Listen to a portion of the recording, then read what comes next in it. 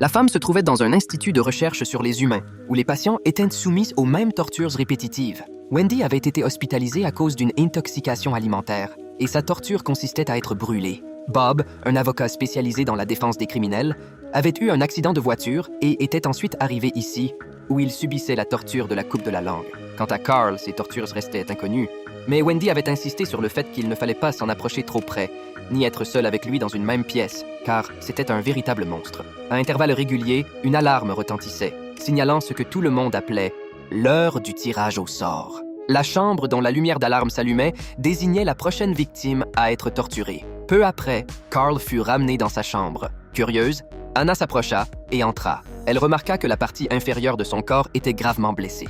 Jack arriva alors avec un sac contenant un liquide orange, expliquant qu'il s'agissait d'un sérum de réparation. Si on l'injectait rapidement après une blessure, le patient pouvait récupérer en peu de temps. C'est alors qu'Anna comprit que chaque patient recevait cette injection. Bob, étant un avocat de criminels, subissait la coupe répétée de la langue.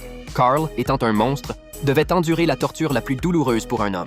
Cependant, à ce moment-là, Anna ne prêta pas attention à ce détail. Tandis qu'elle se demandait encore pourquoi elle avait été capturée, Jack la conduisit dans son bureau pour lui parler de l'homme sur la photo. Mais Anna, au lieu de répondre directement, posa des conditions. Si elle répondait sincèrement à ces questions, pourrait-elle utiliser un téléphone? Jack accepta.